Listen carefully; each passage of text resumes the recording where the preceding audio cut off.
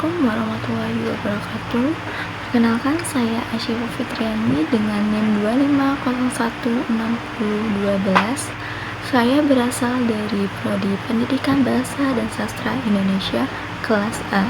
Video ini saya buat untuk memenuhi tugas akhir mata kuliah pengantar linguistik umum dengan dosen pengampu Bapak Dr. Rida Hasnul Ulia, MPD. Baik, kali ini saya akan menjelaskan tentang jenis wacana. Sebelum itu, apa itu wacana? Istilah wacana dalam bahasa Indonesia dikenal pada tahun 1970-an. Menurut Samsuri, wacana adalah rekaman kebahasaan yang utuh mengenai peristiwa komunikasi baik secara lisan maupun tulisan. Bentuk dari wacana ini yaitu adanya penyapa dan pesapa. Dalam lisan, penyapa adalah yang pembicara, sedangkan pesapa adalah yang pendengar. Sedangkan dalam tulisan, penyapa adalah penulis dan pesapa adalah pembaca. Selanjutnya, saya akan menjelaskan jenis wacana. Menurut chart, wacana terbagi menjadi dua. Yang pertama, wacana dari segi sarana. Yang kedua, wacana dari segi penggunaan bahasa. Wacana dari segi sarana terdiri dari wacana lisan dan wacana tulisan. Sedangkan wacana dari segi penggunaan bahasa terdiri dari wacana prosa dan wacana puisi. Wacana prosa dari segi penyampaian isinya terdiri dari wacana narasi, wacana eksposisi, wacana persuasi, dan wacana argumentasi. Menurut Oka, wacana prosa terdiri dari wacana naratif, wacana deskriptif, wacana ekspositoris, dan wacana argumentatif. Lalu, Mulyastuti menambahkan wacana prosedural dan wacana hartatori. Jadi, jenis wacana yang akan saya bahas kali ini yaitu wacana deskriptif, wacana naratif, wacana argumentatif, wacana ekspositoris, wacana prosedural, dan wacana hartatori. Yang pertama, wacana deskriptif. Kata deskriptif berasal dari kata deskrip yang berarti menggambarkan atau memberikan suatu objek. Wacana deskriptif adalah wacana bercirikan mendeskripsikan sesuatu sesuai dengan visi penulis atau penuturnya, sehingga pembaca atau pendengar dapat mencitrai suatu objek yang dideskripsikan sesuai dengan citraannya. Wacana deskriptif bertujuan untuk mendeskripsikan suatu objek baik berupa tempat, manusia, atau keadaan dengan sejelas-jelasnya agar pembaca dan pendengar dapat mencermati, merasakan, meraba, atau melihat objek yang dideskripsikan. Contoh dari wacana deskriptif ini yaitu mendeskripsikan tempat wisata dan mengungkapkan riwayat hidup seorang tokoh. Ciri dari wacana deskriptif menurut Semi yang pertama yaitu lebih menonjolkan pemberian mengenai objek yang dideskripsikan.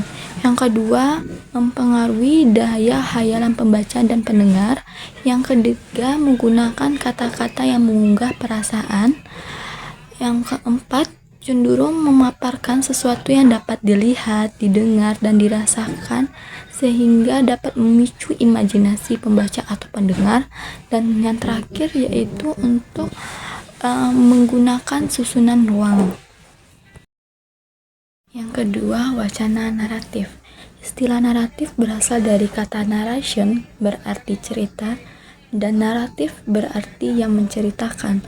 Wacana naratif lazimnya digunakan dalam kesusastraan untuk mengungkapkan pengalaman keimajinasian dengan wujud konkret yaitu cerpen, novel, dan romans. Menurut Suparno dan Yunus, wacana naratif memiliki dua tujuan. Yang pertama, memberikan informasi atau wawasan dan memperluas pengetahuan yang disebut dengan wacana naratif ekspositoris dengan sasaran utamanya yaitu rasio. Contohnya yaitu biografi, autobiografi, sejarah, dan proses atau cara melakukan sesuatu. Yang kedua yaitu memberikan pengalaman estetis pada pembaca yang disebut dengan wacana naratif estetis. Sasaran utamanya yaitu berusaha memberikan makna atas kejadian sebagai suatu pengalaman. Contohnya yaitu cerpen, novel, drama, dan romans. Yang ketiga, wacana ekspositoris. Wacana ekspositoris bertujuan untuk menjelaskan suatu objek yang digunakan dalam ilmu pengetahuan disebut dengan wacana ilmiah. Di dalamnya terdapat evidensi-evidensi, informasi faktual, dan penalaran yang tidak mengubah wacana tersebut menjadi wacana argumentasi. Menurut Mulyastuti, wacana ekspositoris adalah rangkaian tuturan yang menjelaskan suatu objek yang berisikan pendapat atau simpulan. Contohnya yaitu ceramah, pidato, dan artikel yang terdapat di dalam majalah atau koran. Yang keempat, wacana argumentatif. Wacana argumentatif menurut Suparno dan Yunus adalah wacana yang isinya terdiri atas pemaparan alasan atau penyintesisan pendapat untuk membangun suatu simpulan. Wacana argumentatif bertujuan untuk mengungkapkan alasan, memperkuat pendapat, dan menolak suatu pendapat atau gagasan. Contohnya yaitu debat yang digunakan oleh para praktisi, sanggahan seorang tertuduh di pengadilan, tuduhan seorang jaksa terhadap tertuduh, dan wacana yang digunakan hakim untuk menyelesaikan perkara. Wacana argumentatif ini terdiri dari dua. Yang pertama induktif, yang kedua deduktif. Wacana induktif yaitu dimulai dengan bukti-bukti masalah yang relevan dengan jumlah yang memadai. Bukti ini tergantung dengan pentingnya masalah yang dibahas, ruang lingkup masalah yang dibahas, dan keyakinan pembaca. Contohnya yaitu fakta, pengalaman, dan data statistik. Yang kedua, deduktif. Diawali dengan simpulan umum, lalu diikuti dengan bukti-bukti yang secara deduktif yang disebut dengan. Yang kelima, wacana prosedural. Wacana prosedural adalah rangkaian tuturan yang memaparkan sesuatu secara kronologis.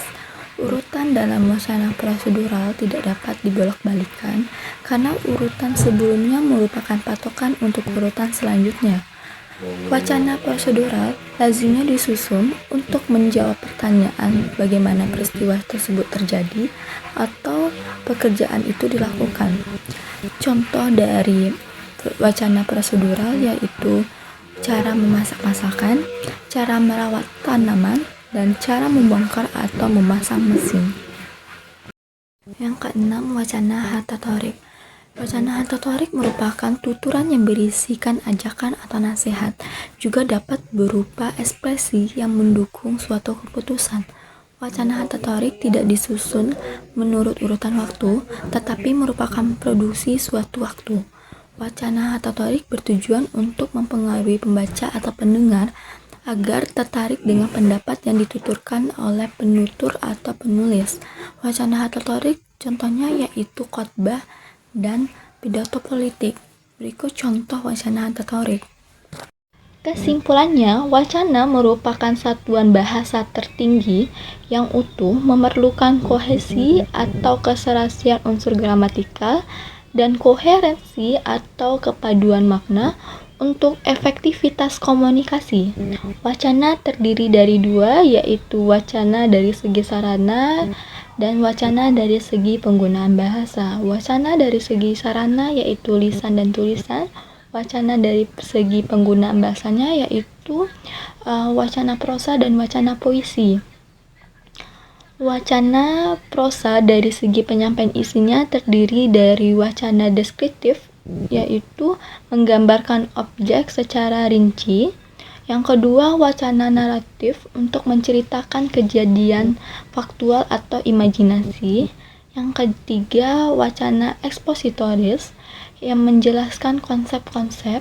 Yang keempat, wacana argumentatif yang berisikan untuk membuktikan pendapat.